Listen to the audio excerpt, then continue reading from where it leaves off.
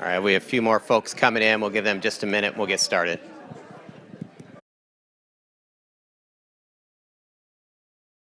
All right, we do have more seats. Feel free to fill up, especially on this side. You don't have to stand. I guess if you really want to, you can, but there's plenty of room. So why don't we go ahead and get started? Looks like we've reached a critical mass here, and we have a fair number of people online as well. So welcome to our Apex exhibition, which is an opportunity for all of us to hear about the great work that's been done by all of our teams, that we'll hear about in quite a bit of detail here in just a few moments. So a quick recap, as you'll recall, we had 60 folks sign up to be part of Apex, so we broke it into 2 phases, a lot of folks, so we could have more manageable number sizes of teams. So we have our first cohort of 30 folks who worked on 4 projects that they're going to talk about and receive some training on some different subjects along the way as well. And this represents the transition time when our phase 1 folks are going to wrap up their work, and our phase 2 cohort is going to start here soon on a new set of projects, some of which carry over, and we'll talk about that in a little bit as well. So before we dive into the actual main event, let me just give a little bit more background of how we got here, why we're doing Apex. It was a little over 2 years ago. It was late 2022, early 23. We started taking a step back, that COVID was starting to feel like it's receding finally into the background, and we wanted to take a fresh look of what should we be focusing on as an organization. What are those external and internal drivers that are impacting us, and how can we intentionally address those in a positive way? So recognizing that we had changed, we have a lot of new folks, we're working differently, and the way in which our residents, our visitors, our businesses, our customers overall are accessing services had also changed. So it was really our opportunity to shape the future of the organization. In addition to what we're doing in terms of the projects that we'll hear about, we wanted to focus on how we're working.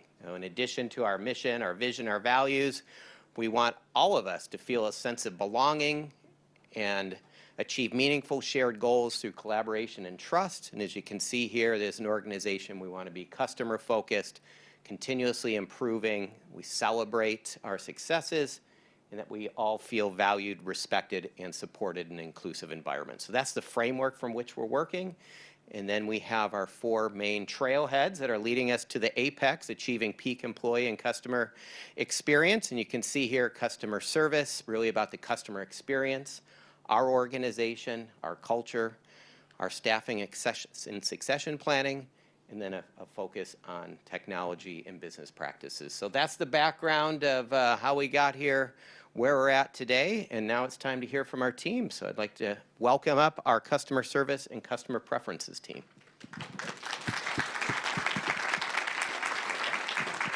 Thank you. Well, I think most of our team is actually here. Can the fall cohort for customer service stand up so you can show yourselves? Yay!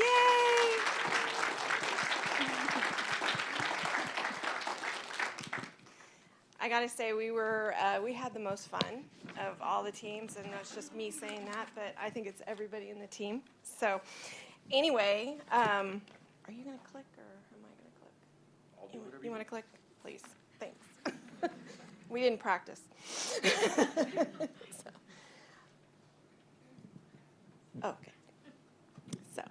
Okay, so we are the customer service and customer preference team. Okay, you're goofing off. Good. Okay, so you want to go to the next one? Okay, so we developed a mission statement for our customer service. We kind of based it on the city's mission statement, but we actually the mission statement was developed by and kind of we contributed to it at the part of a the triannual managers training team, which I'm a part of, Carla's a part of, Smadar is a part of, Jim's a part of, and Stephanie's a part of. So we actually started this 2 years ago with the executive team. The executive team took our ideas, they tweaked them, they revised them, and they ultimately approved them. So we came up with the mission statement for the Apex team that was given to us. And it was really, as you can read, it's customer focused, it's consistent, and we are always looking to improve, and we want to build strong working relationships with our customers, and we want to address their needs. So that was our main takeaway when we first started. So our vision. So the customer service team is a little bit unique, and it's different from the other teams. We didn't start with a program or a project. It was mainly an idea and a vision. So because customer service, we felt, is a thread that goes through all of the departments. So it touches everybody. So what our vision, we created, as you can read, but it's dedicated to creating a respectful and welcoming environment. And also, we want to exceed our customers' expectations, and we want to be through consistency, but also provide exceptional service through all the departments. Let me go next. Okay. Next, we focused on our goals. So we took this vision and our mission, and we developed goals. And we developed goals for the city. And we're looking through the perspective, again, of the customer. So we want to make sure that the customer feels heard, and they have a positive experience, and they are provided clear and consistent information at every step. So who are our customers? We identified our customers. Our customers are the general public. They are business owners, which includes our developers, builders, corporations, and the media. It also is our community partners and groups, the city council, commissions, and committees, and of course, all of you, our city employees.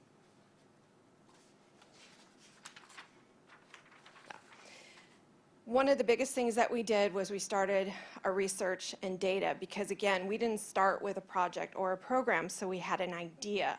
So we started with nothing, and it was a really unique position to be in, because we were able to create something from the ground up, and we felt was really fun, but it was a lot of responsibility for all of us. So it's very important to identify and create a strong foundation for the successful efforts that we were creating and doing as a team. Because again, customer service is a thread that goes through all departments throughout the city. So our goal was to achieve peak customer experience, and we did that by inventorying and looking at positive customer service. That's not only from our perspective as an employee, but also our personal experiences with customer service. What was good, what was bad. We also identified all of those customers and the stakeholders, which I listed before, and we identified data. Where could we quantify customer service? Where could we locate? What kind of tools could we use to quantify the data, and how to really judge how well we're doing and measure? So we also went and looked at other cities. So we looked at how they're doing it and what we could do to take what they use and make it the Walnut Creek way. So one of the most fun that we had was a field trip. So we went to Sandai, which is down the street. It's a really good restaurant. Haven't eaten there, but it looks amazing and it smelled amazing. And it's down on Main Street. So we met with the owner, and it was so interesting because she looks at customer service very uniquely, because again, for her, customer service is an experience. So what she did was she created or curated an experience for anyone who enters her restaurant. And she also has a touch of flavor of her culture that goes throughout the experience. So it's not just a meal. It is a whole environment, and it's a whole experience for anyone who goes there. So it was really interesting to meet her, because not only is she a business owner, but she's also a customer of the Walnut Creek, City of Walnut Creek. So we got to see her unique perspective, and it also provided us with ideas for improvement, because we're always looking to improve. We're always looking to see how we can do things better. And we wanted to enhance our customers' experience here. And because we looked at her, she gave a really good perspective, and because she's a customer, she was able to provide that for us. And it was really fun, too. Turn it over to Mike. Good afternoon. Thanks for joining us. Thanks, Marty. Before I jump into this, we had a blast. In fact, the last meeting, we spent more time laughing than we did working on this. So the Apex group, we really did have a lot of fun, trust me. So what Marty had shared is what basically led up to our plan that we had put together. You guys will get an opportunity to see the plan later. Our customer service plan/cycle. So with all the information that we had gathered, we really focused in on having a consistent citywide customer service level across the board, right? We have a number of new employees that have come to us over the last 4 or 5 years, and ensuring that consistency is one of the main keys. In addition, when we get feedback or when we're dealing with customers that we're working with these customers through their lens, right? When I call up Comcast and I'm yelling at them because they shut the football game off, all they can hear, or all I think they can hear in the back is womp, womp, womp, womp, right? They're not listening to my frustration. They're not flipping it back on.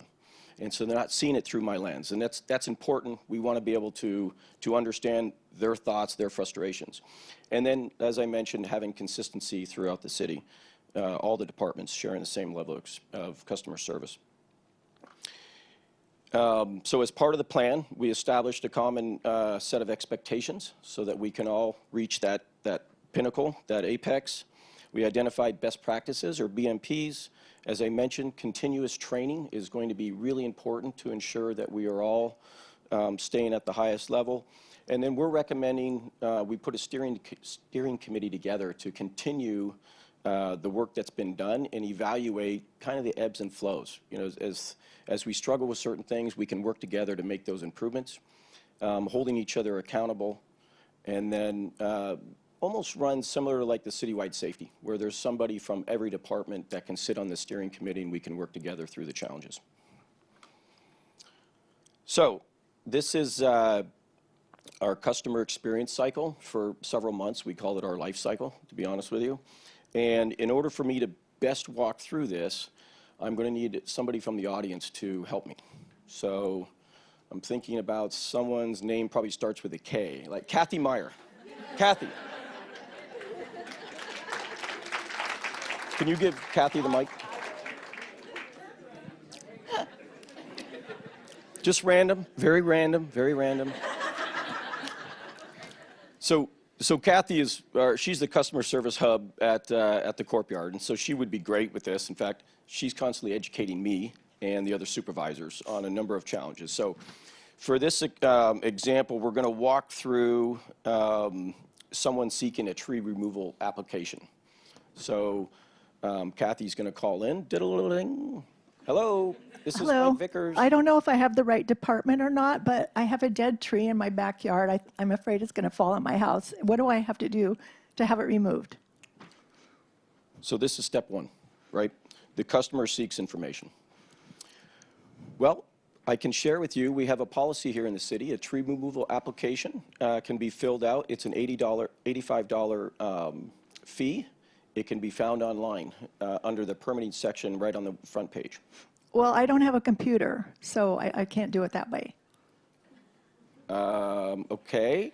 This happens. That's fine. You're welcome to come into City Hall. We can give you the paperwork in person. Well, I'm 90 years old and I'm disabled and I can't come to City Hall. Would it work if we mailed it to you? Yes, that would work. Perfect. So customer decides to participate in the service. We're going to mail the application to the customer. Customer will receive the application, mail the application back along with a check. So we get the application back, meaning the customer completes the service transaction. That information goes into the city's, where's Oliver at? What's it go into? Acela. Thank you. It goes into Acela, gets directed to our contractual arborist. He sets an appointment with he sets the appointment with the resident, goes out and visits the resident, which is where the customer participates. So customer comes out and visits with you. He decides that the tree is dead, and he is further going to authorize the removal. We mail that information back to the customer, and then randomly, we call the customer back for customer participation, gathering feedback. Diddle-a-ling. Hello. How are you? This is Mike Vickers from the Public Works Department of the City of Walnut Creek. Oh, it's so nice of you to call back. Yes, I got my tree removed and I feel so much better. Oh, well, Thank thank you you. very much. Do you have any other questions?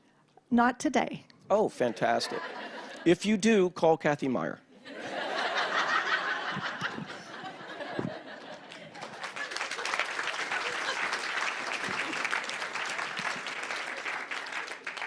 So obviously, in regards to the steering committee and seeking feedback, we haven't worked through all the details. I don't know if those are done randomly or if we have consultants that help make random calls or secret shoppers or those types of things. But it's some of the conversation we had within our Apex group. So Kathy, thank you.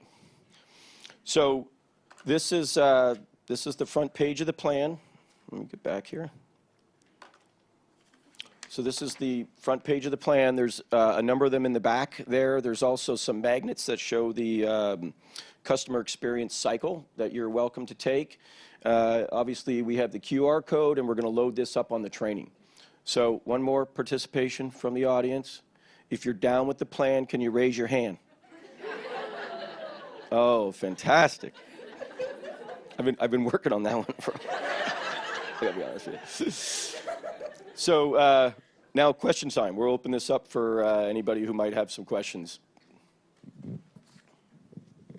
did you find the restaurant? What made you go to that particular restaurant to seek the information?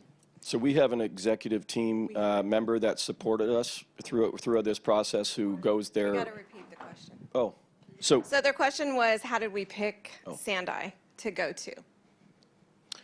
we had an executive team member that I won't share her name, and it wasn't Charles, that goes there on a regular basis and developed a relationship with the owner and made that connection and also I believe had been to the grand opening, and so they know one another. Yeah. Thank you for asking. Go ahead. So we have many different teams for front-facing customer service. I'm just curious, what are the criteria to make sure everyone is providing consistent customer service and on the same page? So that's part of the plan. So the plan is a living document, and we just touched on it really briefly. But what it is it's going to be a foundation. It's going to be a training program. It's also going to be a resource for all employees. Every department has a baseline, but every department is going to be unique because they, again, have different customers, and different customers have different needs and wants and requirements. So this is absolutely the baby bottom steps of this program. And that's why we've recommended having a steering committee who can actually develop it, and also the next cohort's going to take it forward. But when we were presenting this to the executive team, that was one of the questions that they had, like, how are we going to implement this? It is something that is not going to be static, and it's not going to take 2 months. This is something that is going to be growing and evolving, and it's going to take a while. This is something that is going to become part of our culture. Hopefully it can be part of our onboarding with new employees. And again, this is something that is going to be a training program. So everybody, we're going to actually have trainings, and we're going to actually show each department how this is going to work. So we're not going to give this to you and go, hey, have fun. No, that is not going to happen. So we're going to work this as a city. We're all in this together. Yeah, and I would just add that, from my understanding, our customer service level is already here, and we're just trying to raise the bar a little bit and make sure that it's consistent across the board. But I don't think we need to break it down and reinvent the wheel. I think that, this team gets it. The city comes in, we hire great people who come in with the desire to serve the community, and I think generally we do a fantastic job. We're just trying to get it to that apex.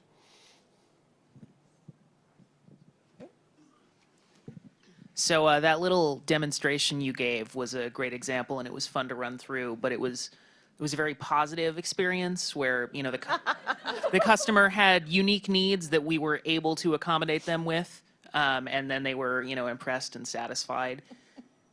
And there are cases where the frontline customer service people don't really have the latitude. Like, for example, if she'd instead said, $85, that's insane. It's just a tree removal. How dare you? And then they send an email to the mayor's office, and then it gets escalated. So my question is, in terms of consistency for those cases that do get escalated, have you looked at kind of supervisor consistency for how those are responded to as well?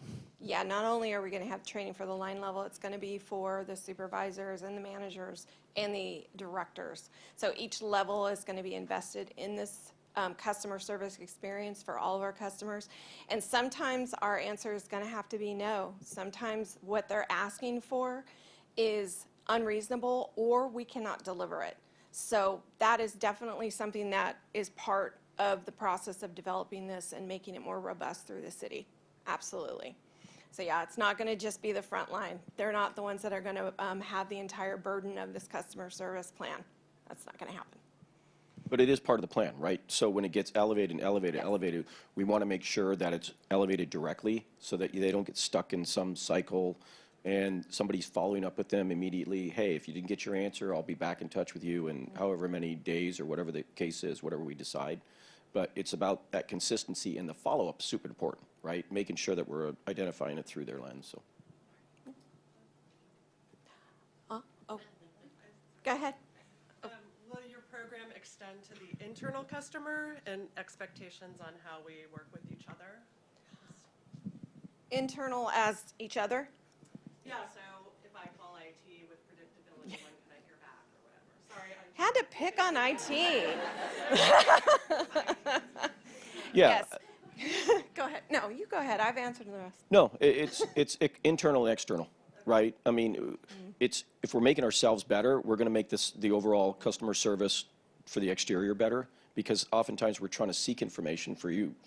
In your department, for example, that's the majority of your customers are exterior. So getting that information and following up with the different stakeholders is important. We need to be able to turn that information around. We also have to be understanding of each other's workloads and those types of things. So, you know, giving people a heads up and enough time, all those types of things are definitely something that we'll be talking about.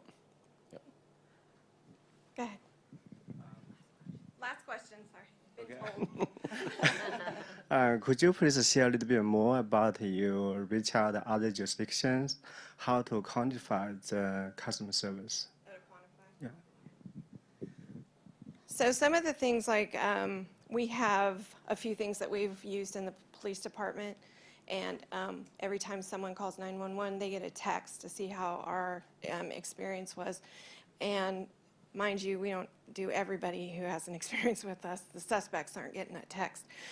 But, but that is one way to quantify it. But we also have surveys. We're thinking of QR codes. We're thinking about that kind of stuff, mailers, all kinds of stuff. And those, we have a lot of options, and we've looked at other cities. So we haven't nailed all of them down, but we have a lot of ideas. So to wrap this up, our journey continues.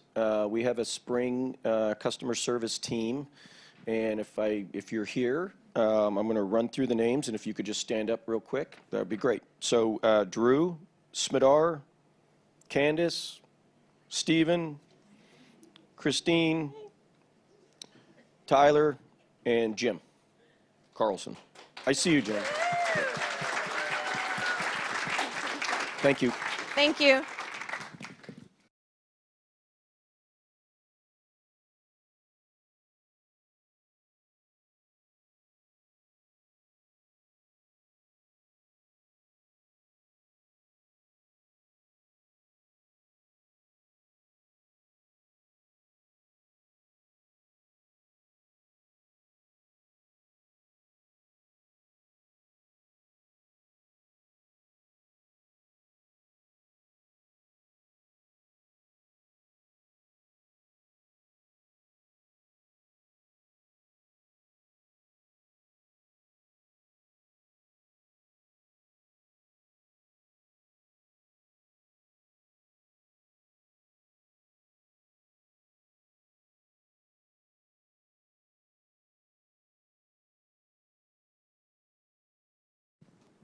Test. Okay. I'm proud to present the Organizational Culture and Resilience Group. When we were first tasked with putting together a mentorship program for the city, we decided we would kick things off with putting together a mission statement for our own group. So you'll see we said we will work together to foster and support an inclusive and healthy culture based on trust, respect, and accountability in which employees are engaged and inspired to learn, take risks, and achieve the city's mission with pride in our work. So you'll see here a picture of what it felt like to us when we first took on this project. We're at the base of the mountain. We want to try to get up to the top. But with each step, we work to put together an employee mentorship program that is designed to foster a collaborative environment that promotes the development of skills and competencies. We wanted it to enhance employee engagement and retention and facilitate knowledge transfer and cultural resilience. Through our research, we focused on 3 key components that seem to make the biggest impact for other municipalities that utilize mentorship programs. So first, development of skills and competencies. Our program aims to empower employees by pairing them with experienced mentors who will guide them in honing both technical and soft skills essential with their current roles and future career advancement. Through tailored learning experiences and constructive feedback, mentees will gain confidence and proficiency in their areas of expertise. Second, employee engagement and retention. By providing a structured support system, we aim to enhance overall job satisfaction and foster a sense of belonging within the organization. Engaged employees are more likely to remain with the company, and our mentorship program will cultivate strong relationships that encourage loyalty and long-term commitment.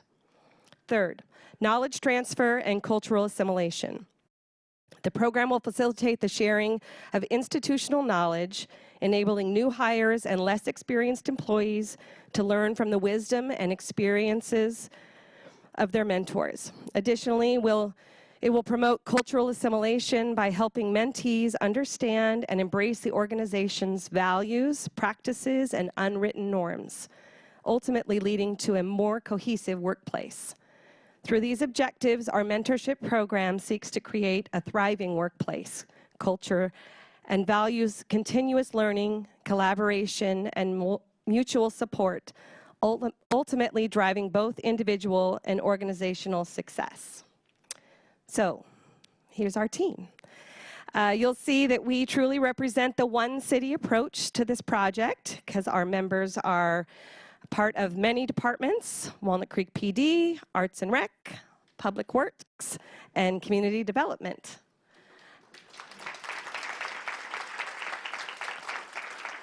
And we had our own set of mentors and advisors from Walnut Creek PD, Jamie Knox, and Arts and Rec, Kevin Sapine.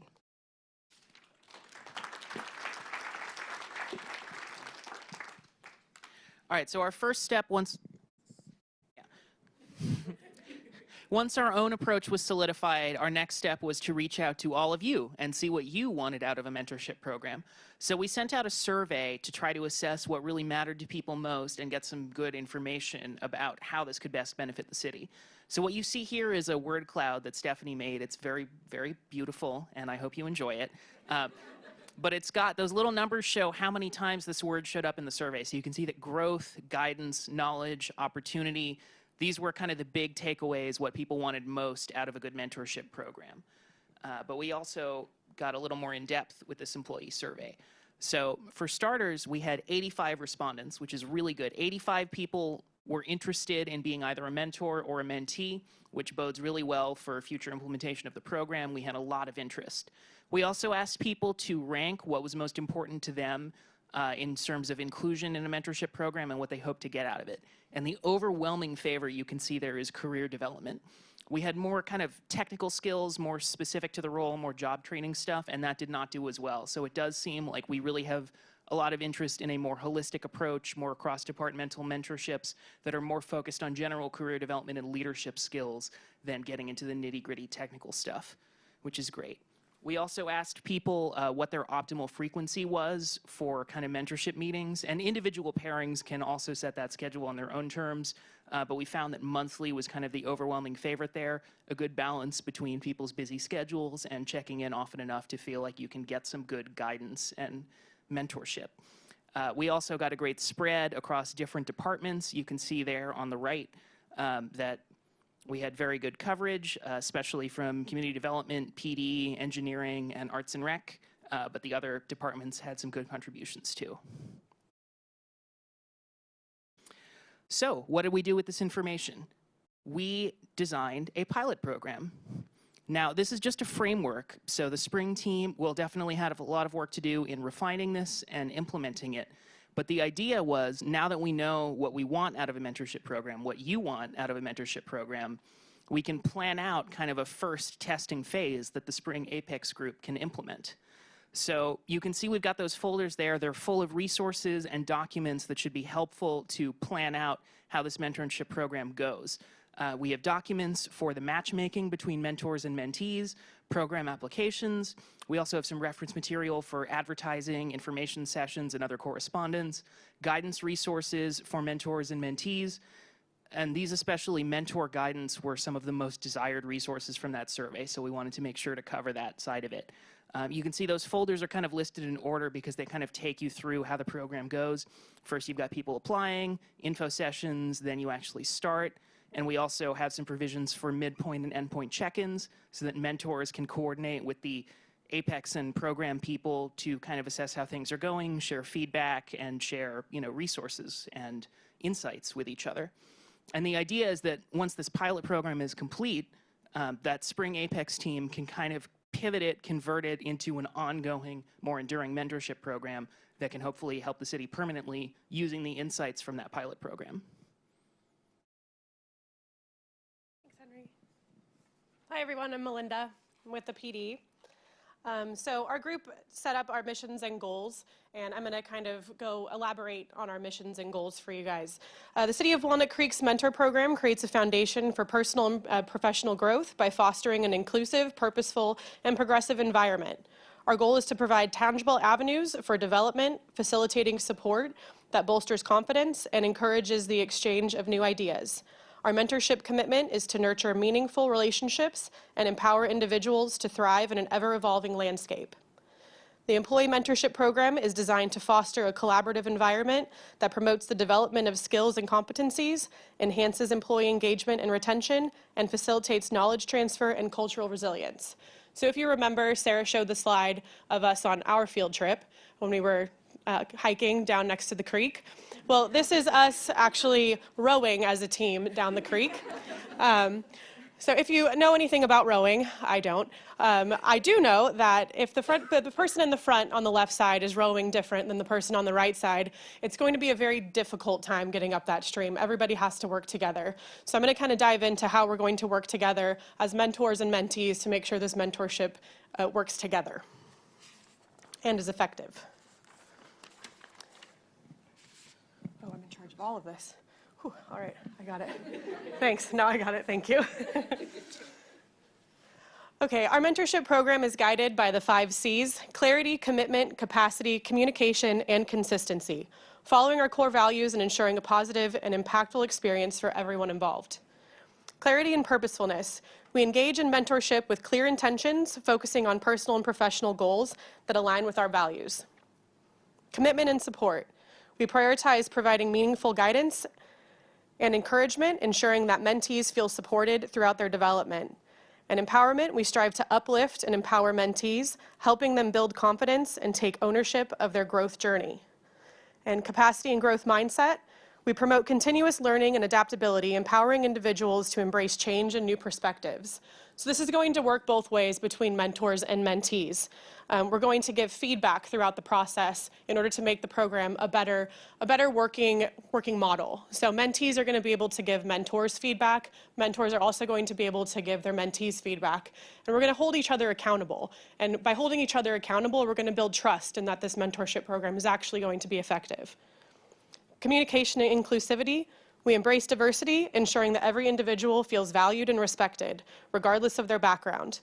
consistency, and like I said, accountability. We encourage both mentors and mentees to take responsibility for their commitments and contributions to the mentor relationship.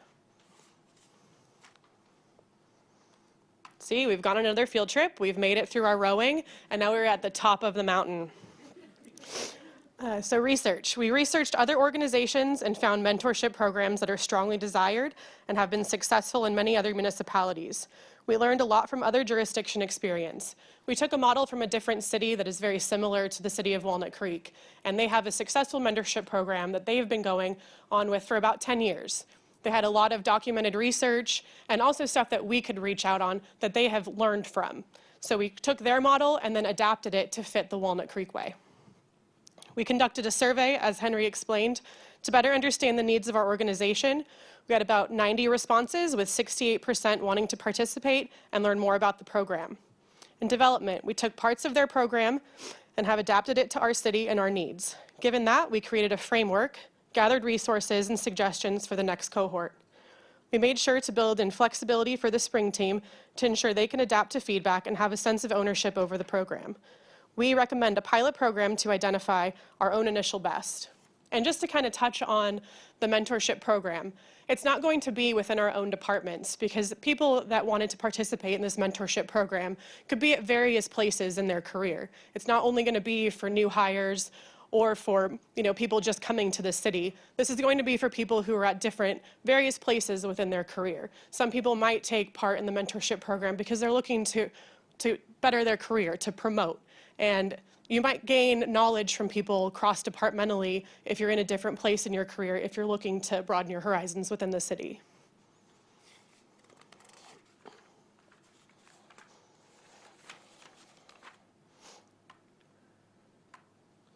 So being encouraged and empowered in personal and professional development.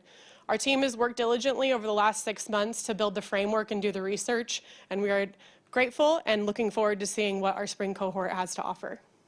Thank you, guys.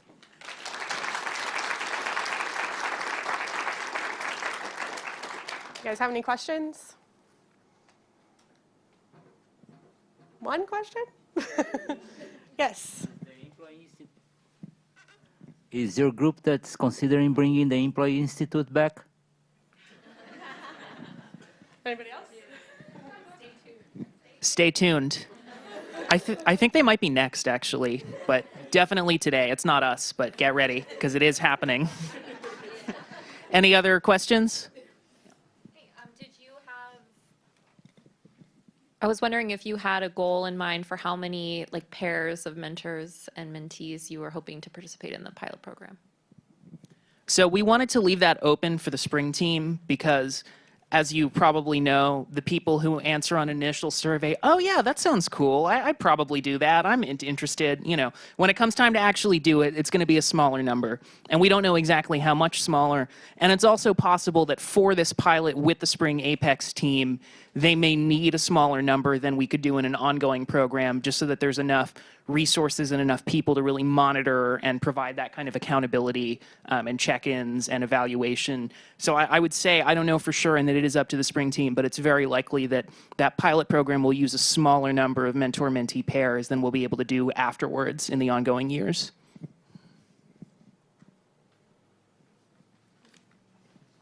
Excuse me. Will this be open to hourly employees?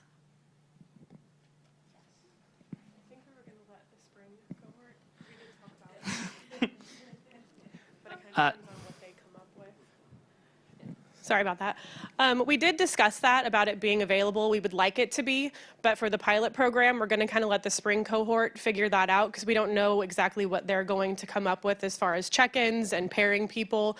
Henry did come up with documents that's going to facilitate the pairing for mentors and mentees, and because that's going to look different for everybody. Everybody has a different goal in mind when they're being mentored. Even the time frame of your mentorship is going to be different depending on what goals you're trying to obtain. So yes, we did talk about it. Anybody else? All right, well, thank you guys.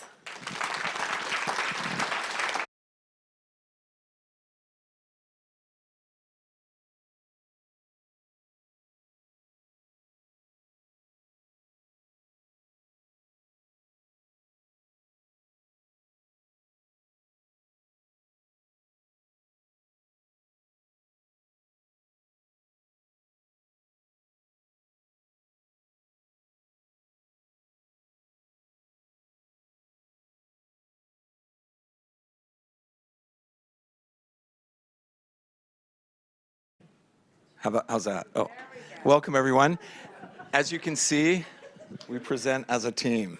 Today we're presenting the Trailhead staffing and succession planning.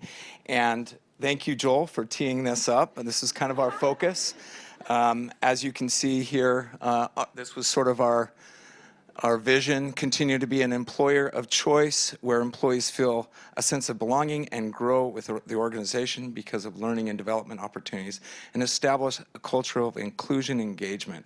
And I just want to focus on, for this sort of mission or trip, because it is a hike, right, a journey, I really want to focus on the fostering inclusion and engagement, because as we thought about engagement, our focus was on bringing back the Employee Institute, and soon to be called something else. We're going to leave that to the other cohort. But this would allow staff to share and tell about what they do and actually see where others work within the organization.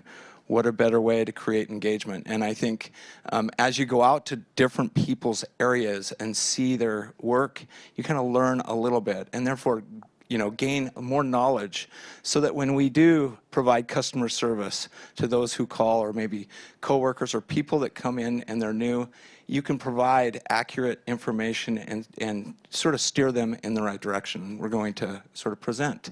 So who's next? So we're going to meet the team now that worked on this trailhead. I'm Trish Raver, Human Resources Director in the Human Resources Department. I'm Rich I don't Payne. think you introduced yourself. I don't think you Rich did. Payne, so. Public Works Director. Great. There we go. I'm Caroline from HR. I'm Samantha from Community Development. I'm Stephen with the Public Works Fleet Department. Sherry Morrissey from ASD. Jennifer Yalmas, Housing. And Carolyn Jackson, Arts and Rec. And that's our presentation. So as Rich mentioned, our group was tasked with reimagining the Employee Institute. So for those employees that were not here before 2018, like myself, the city used to have an annual academy, and it used to take place between 2005 and 2018. I think it was kind of paused due to COVID and other various factors, but the city has a real interest in bringing it back. Thus, our project was to revisit the former Employee Institute and to reconceptualize it to meet like modern demands, and to really have it evolve from the last time it was offered. And so the goal of the Employee Institute is to give city employees, whether you're new or whether you've been here a while, a comprehensive overview of city government and the functions within the city. And that would include departmental introductions and interactive tours of the various city properties. Ultimately, the intent is to build cross-departmental community in the Employee Institute cohorts and to bolster city employee culture. And so you'll see here the photo that's on the screen. That's an example of what an interactive tour would look like. This photo was taken at the Courtyard, and so there's a group of city employees just listening and absorbing to a Courtyard employees lecture and kind of just learning what they do at the Courtyard. So you might be wondering how this will be achieved and who will attend it. We pared it down so that the Employee Institute would take place once or twice a year. For this year specifically, we're hoping that the first round starts in the fall. And it will consist of 8 half-day events over the course of 4 months, which is roughly 1 event every other week. And it will be a combination of a sit-down session and a walking tour so that people can stay active throughout the day. Some of these events are more difficult to schedule than others, so their spacing in the schedule are what we consider fixed, while others can be mixed and matched for ease of coordination. And we had to consider how many people can attend, and since one of the aspects of the tour is a bus tour, we're hoping that all of the folks that attend can fit into one bus. So we pared it down to 25, and employee interest will be gathered through a survey and also recommendations through supervisors. We're hoping that the first cohort will represent all facets of the employee population. So it's cross-departmental and be a mix of new employees, seasoned employees that haven't gone yet, and also a sprinkle of limited duration and hourly employees as well. So what the schedule overview would look like for the 8 days, she said, or like we said, we have fixed days and we have flexible days. So for day one, it would be a fixed day, and we did it session with a tour to try to keep it fun and keep people involved. So session number one would be City Government 101 and Meet the Mayor, followed by a City Hall and Traffic Engineering tour. Day two would be Walnut Creek Culture and The Vibe. Tour would be bus tour around Walnut Creek. Day number three would be Financing and Budget Overview, followed by a tour at Heather Farm. Day four would be HR Overview with a tour of the Lesher Center. Day number five would be another fixed one, would be Public Works Overview and a tour of the Courtyard. Day six would be Community and Economic Development and Permit Process. The tour would be a Police Department with Overview. Day seven, Arts and Recs Overview and Public Safety with a tour of the Trinity Center. Day eight would be the final and be a fixed day as well with an optional morning hike at Borges Ranch. And the tour would be Boundary Oaks Golf Course, including lunch and graduation. Departmental involvement, this is you. So we will have a coordinator who will work with all of the departments, and there'll be one person identified in the different departments. So on the days that Stephen was saying that are kind of mix and match, those are going to be flexible days. So if maybe something's going on in your department and it's not a good time for that week, we can kind of mix and match and swap things around.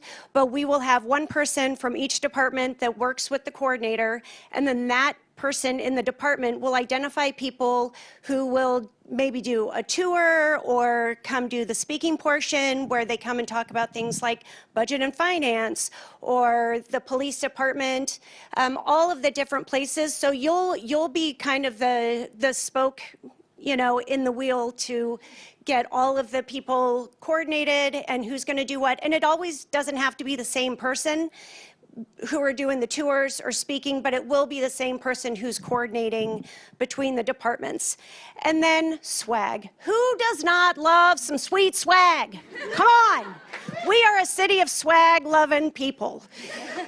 You know it. You go to the Courtyard, you're getting the pencils, you're getting all the things, you're getting the keychains, we like the koozies, we like it all. Come on. So the departments have the opportunity to provide your own swag. You don't have to, but I'm just saying you will probably earn some sweet points if you bring the swag.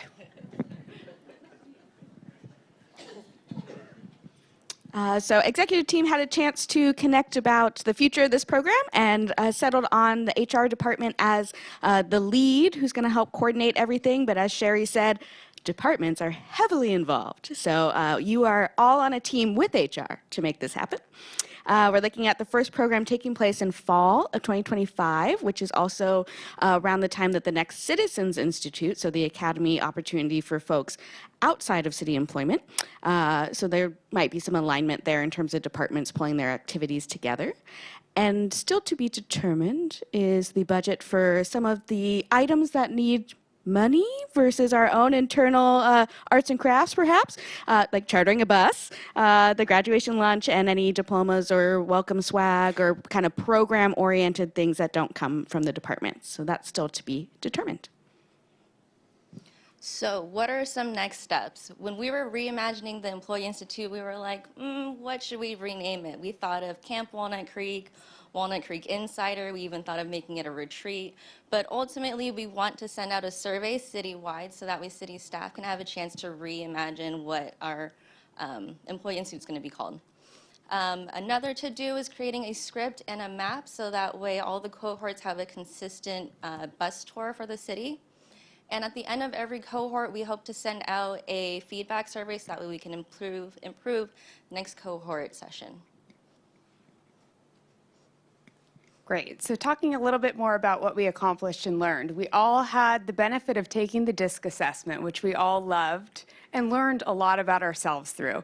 So we learned through that process, our particular team, we are doers. We got this done. We were on time and committed to this project. We like to laugh a lot too. Like Mike, we were laughing quite a bit of the time, which was very enjoyable. Snacks are essential. I did not bring snacks one time and I never heard the end of it. So I never forgot snacks again. They were DEIB leftover snacks, mind you. Always fun. Collaboration was also fun and easy with this group. It was truly a pleasure to work with everyone on this team. We're really happy about this accomplishment and offering for the employee community and learning more about our organization, which benefits not only ourselves, but the community we serve. So, any questions we can answer? Yes. Do you want the mic?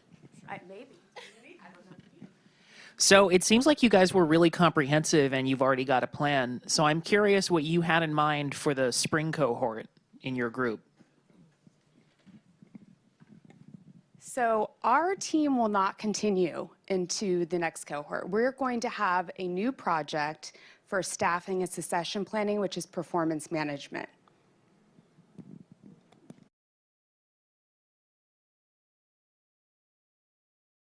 You look really excited about that.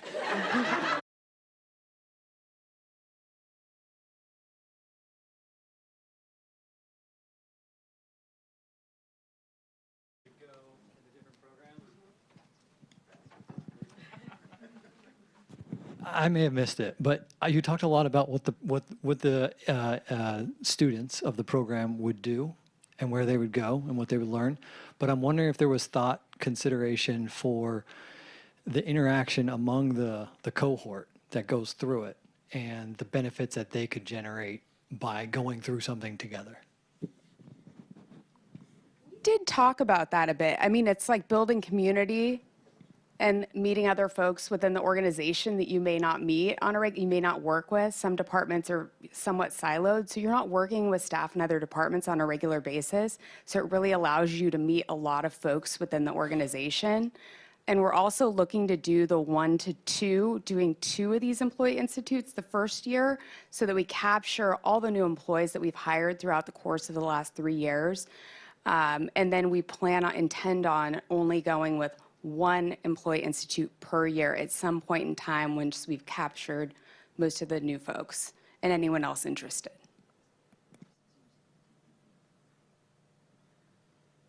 Do you have a better answer for that question?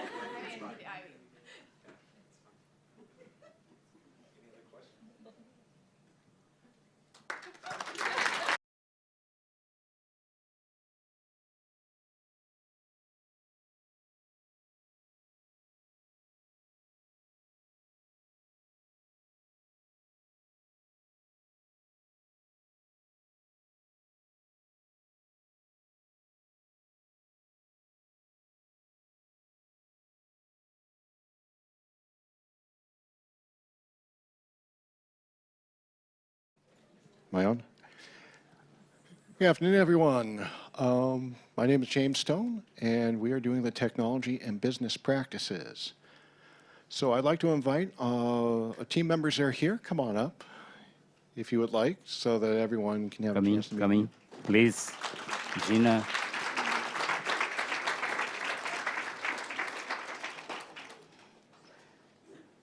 Come on, Dan. You're part of the team too.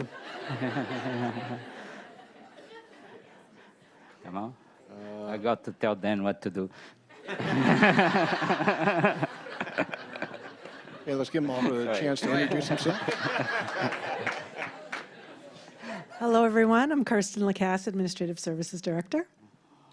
Uriel Dominguez, Public Works Department. Gerardo Victoria, Community Development. Dan Buckshire, hello again. Joe Camacho, Engineering. Fan Mo, Planting Engineer with CDD. Gina Gotzel, Digital Services Contributor. I introduced myself already, but again, it's James Stone with Police Department.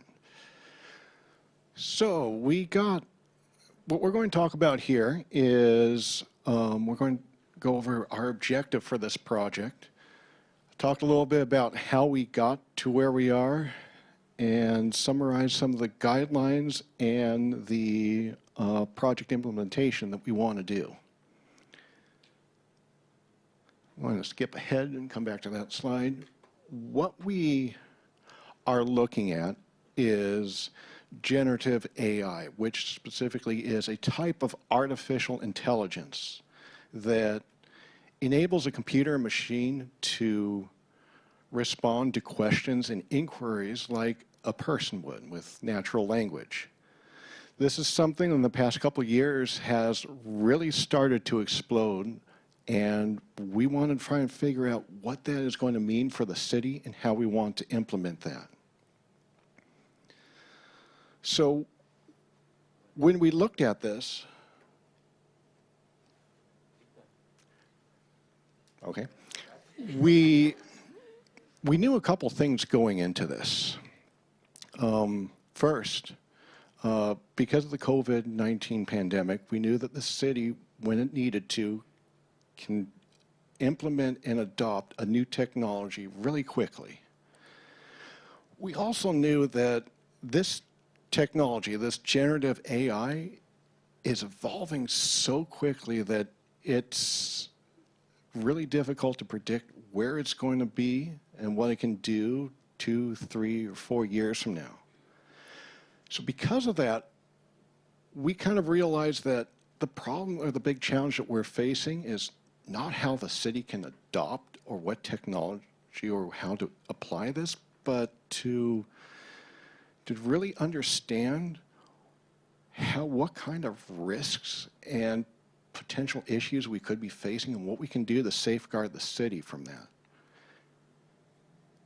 And so that leads us back to our objective here. And I'm going to read this verbatim, what our objective is. We want to create guidelines to help ensure that the responsible adoption of AI into our city operations to increase service and efficiency, safeguarding against bias, securing sensitive information, and protecting privacy. We're going to drill into this in just a little bit. But along with this, we wanted to find some way that we can implement it into the city. And at the time, we didn't know that we were going to do a chatbot.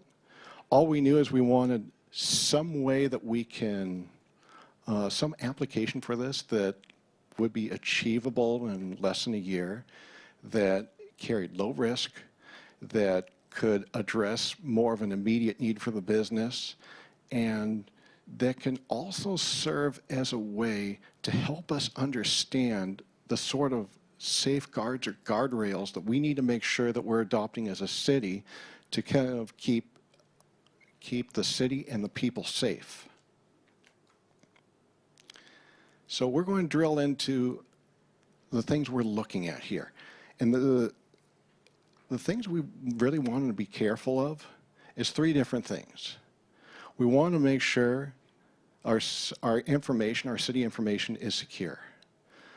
A lot of the information we work with is public, but some of it isn't, or at least it isn't ready for public release yet. And we want to make sure that the way we're handling that doesn't violate any particular privacy laws, that we don't put information at risk, that it doesn't leak out. And there's a lot of potential applications where if we're not careful how we use them, we lose control over our data or the information we put into it. Along with that, we want to make sure that our user privacy is safeguarded. People that use this, they don't feel that they're putting their own personal information or their own selves at risk, that they feel comfortable and safe using it. And we want to make sure that we're avoiding any bias. And then we mean this in 2 ways. First, of course, is AI is only going to be as accurate as the information that feeds into it. If a generative AI draws from an information source that has bias in it, it can magnify that bias potentially, and that can create even bigger issues on the customer-facing front, and that's something we want to avoid. But we also want to make sure that the bias is not within our city, that this is accessible and usable to everyone equally. And this ties into our city's commitment to DEIB, that everyone has an opportunity to use and benefit and become familiar with this technology.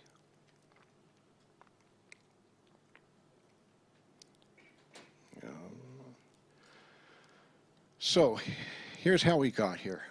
We started out looking at what a lot of different cities and municipalities were doing. We looked at cities such as the city of Burbank, San Jose, San Francisco, Fairfield, starting first of all with what policies and procedures did they adopt?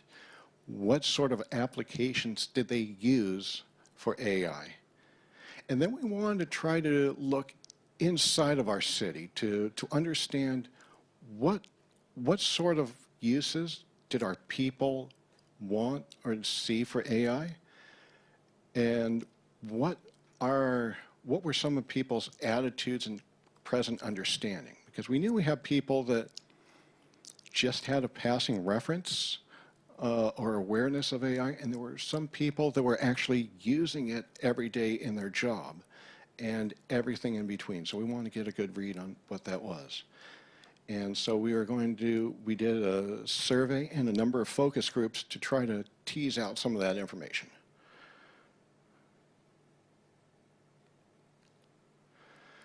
So this is a survey, the results from a survey that we did. We have a relatively good cross-section of all the departments. And bear in mind, each department has different sizes, so while numerically the responses, there's some different, proportionally, it's still somewhat more or less in line with what we were targeting. From this data, this gave us a bit more understanding of what potential issues or what concerns people had, and it gave us a little more information about what kind of application would be best for our trial project. And this is sort of what brought us, made the chatbot and be the most ideal or preferable way to implement it. Because we saw a lot of people were seeing that there was a lot of inquiries from outside, questions, requests from the public that were taken away from a lot of their day-to-day operations, and if we can find some way to make information more easily accessible to people, that can benefit us a lot more. And so from here, I'm going to turn this over to Joel, who is going to talk more about the guidelines and guardrails we put in, as well as the chatbot that we introduced. Hi, good afternoon. I'm Joe Camacho with engineering. I apologize for this beautiful mask. I've been coughing a lot today. If I don't cough at all, that's a good thing, but I didn't want to be coughing over the microphone and the laptop and all the tools and you guys around here.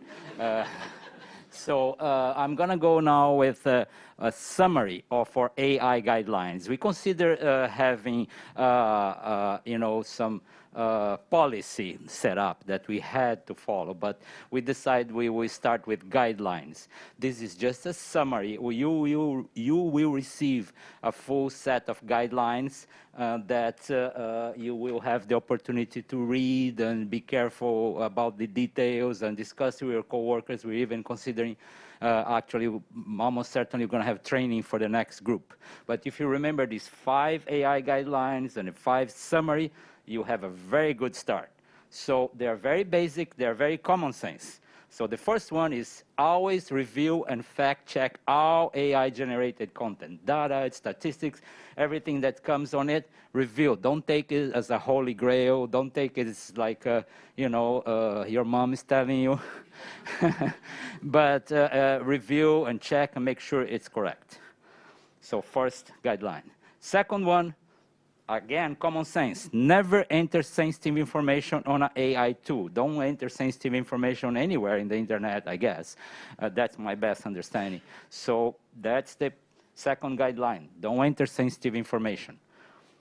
The third one, disclose the use of generative AI in writing, not just verbally. We discussed that a lot, and we found that it's best to be honest. If you use AI to generate some email, to generate some text, to generate some report, you should, like you disclose like a source when you write a book or write an article, you should say portion or total of this article was generated with assistance or use of AI tool. You can even tell what AI tool you used. So disclose it, let them know, be honest. Okay? Use separate accounts for your private and work activity. If you're going to use AI to buy a leisure tickets for you and your family at your lunch break, use your own account. If you use AI to find what's the best time for the concert or show. So use separate. If you work from home, don't mix. I think common sense again.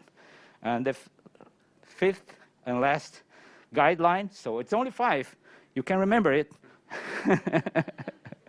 It's ask third-party software vendors when they add AI technology to their products. So first thing you think, oh, this is just for IT, you know, they buy a software and do you guys use AI? Well, not always. You can purchase a copier, and that copier may have AI into it and maybe copy documents, and somehow that, you know, copier is storing that information. So ask them. You traffic people can, you know, purchase a traffic signal with a camera that may have AI on it that will have information that they will put in the internet. And so we should ask them. So these are the 5 guidelines. I'll go back for a second. Always fact check, never enter sensitive information, disclose the use separate accounts, and ask the vendors. So pretty simple. If we forgot, you're going to get the AI guidelines with more details. So the next thing I'm going to talk about is about the chatbot. What it is a chatbot? It's a software application that uses AI to interact with users through text and voice. The low-hanging fruit is text. Sometimes don't understand. I myself have accent, so we feel that a text chat box will be the first step. It can answer questions the way a person would answer, and only information from the city public websites will be used. If once we start a chatbot in the city, if that comes to fruition, in fact, we'll only pull information from the city website, the LeShare Center website, the police department website, and that's it. It's not going to be looking around all over the internet to give information to people. Why a chatbot? First was a top tool suggested by our focus group. When we did the employee opinion research, that's what they suggested was a top thing. Second is relatively easy to implement and manage. Third, improve the city image as a forward organization. Some cities already have it, and we cannot stay behind. We are Walnut Creek. We lead. What are the potential benefits of having a chatbot? Improves accessibility. It's 24/7, and actually it can answer in various languages. I think it's 50 languages, unbelievable. Enhance customer service. It can provide instant response to frequently asked questions. How I get a tree removal permit? That's one of them. Call Mike. Improve efficiency, automating repetitive inquiries, allow staff to focus on the things we do best and things that are more complicated. So the next step about chatbot overview is implementing. Sure, when we adopt and use, there will be some bugs, there will be some transition period, there will be some learning curve. It's not going to come perfect out of the box. Then the city app websites have to be updated to become chatbot friendly. Believe me, that actually the chatbot, we had a beta version, and usually when you ask something on the chatbot beta version and gives you a bad answer, surely you go search on the city website and say, oh, our city website's not good about this. It tells you. So we consider very much for the chatbot to have like a feedback. Was this answer good? They tell you what you needed, and so we can learn, was a wrong information sent to you, so we get that feedback, which we normally don't get on the city website. And then maintenance, of course. Any software needs maintenance. We have to have a team to maintain. We're going to work with consultant, which is a very, very actually friendly price, I would tell, from what we saw. It's not something heavy. And next thing I'm going to talk about, see, it happened. What we accomplished.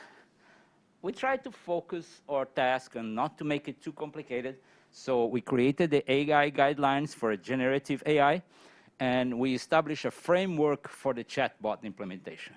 What this taught us, I think it's all like step outside of our comfort zone, reach out to others for help, and connect people inside and outside the people. We research other cities, we research other agencies, counties, public agencies that use AI, that have guidelines, that have chatbots, and we learn from them. And what we gain, of course, we had some fun, maybe not as much as you guys, but we're getting there. We run experience, we understand the needs of other departments. I have not worked much with the police department. They're always fun people, but not working. I haven't experienced working with you guys. We learn project management skills, what comes before, what comes after, what depends on this, what depends on that. Negotiation techniques. Sometimes we have to listen what others think and what others agree or disagree with us. We built a good relationships, right? And nobody deny me. And we also learn how to collaborate with all other types of, dominants and influencer and all the DSC types, steady and compelling? No, conscientious. Thank you. So with that,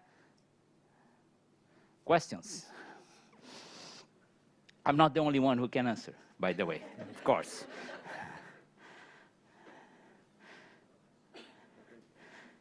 Okay. This might be a hard question, so I'm sorry, but so you said you talked a lot about the guideline about disclosing use of AI, and I was wondering if you guys thought at all about how use of AI might be interpreted by our customers or members of the public. I would remember it was a while ago, but there was like a tragedy that happened at a school, and then the person, like the president of the school, sent out an email about the tragedy, and at the bottom it said, generated by AI. And that didn't really go over super well. And so I was just wondering if you'd, I don't know, how do we handle that, part of the perception of the public, for even though it's such a useful tool that I use too on a regular basis? Does anybody wants to try to answer her? I mean, I have some ideas too, but go ahead. I just want to share my thoughts. Maybe our team can add up a little bit more. So for the disclosure of when you use the AI, I think it's mainly for internal staff when you prepare some report or some researches. But for public release, so basically we will not add some notes generated by AI, which is not pretty good. Yeah, so in my opinion. Yeah, go ahead. Yeah, I would like to add that we are all intelligent people, and I think in a situation like this, we would make our best efforts. I have to admit that once I had to tell bad news to a developer, and I use AI to make it more palatable. And I disclosed a portion of this was generated by AI, which is true. So you want to say something?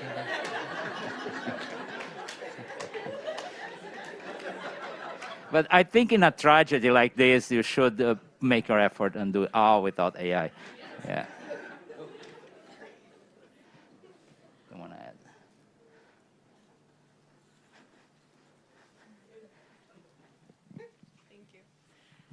Thank you for your work on this. I was wondering about the website edits and if you had any thoughts on navigating that with the users and the content contributors to our sites and how you'll be relaying what needs to be updated and maybe some standard procedures for that.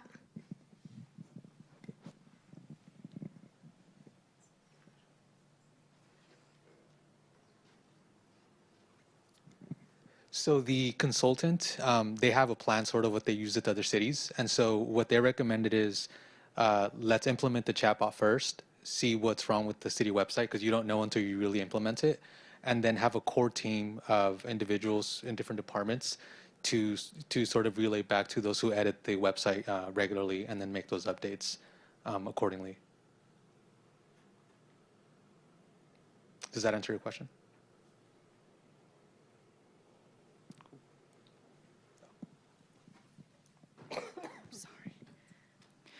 Do you consider adding other agencies that's relevant to us, adding their website to the search criteria or training purposes for the AI chatbot? Because, for example, if we pick up a phone call and the resident needs to talk to, for example, Central Sanitary District, we would provide contact for them. Or if they are located in the unincorporated portion of Walnut Creek, we would point them to the Public Works Department of the county. So have you considered something like that, or, yeah?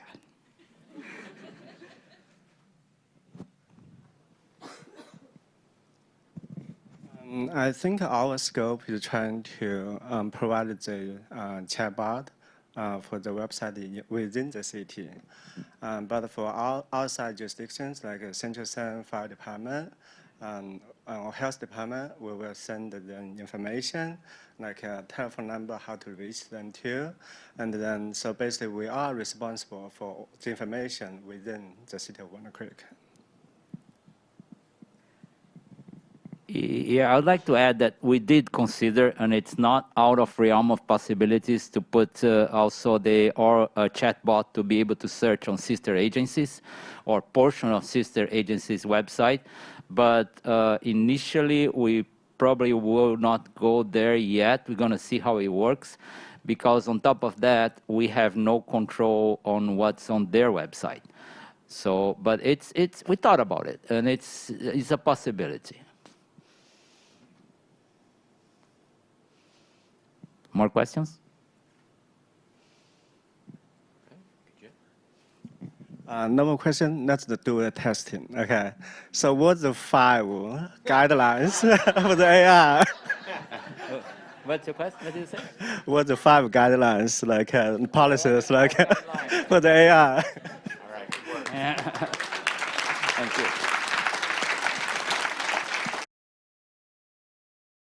All right, let's give one more round of applause to all of our groups who presented here today. Well done. As you can see, a lot of work went into this. There's a lot of creativity, a lot of enthusiasm, and I think there's a lot of fun along the way, which is all of the things we were hoping to achieve as part of this effort. So thank you to everybody for your efforts thus far. Just a couple slides here, and we will wrap up. We received a question earlier, what happens next in terms of what are the next projects? So customer services and preferences, the customer experience, really taking what phase 1 created and applying that to our first floor. I think we'd probably all agree our first floor lobby could use some enhancement in terms of how inviting it is and how what the customer experience is. So they'll be applying that to see what we might be able to do to make some improvements in that area. In terms of organizational culture and resilience, it's about implementing the mentoring program, taking all the ideas and research from phase 1 and actually creating and piloting a program as was discussed.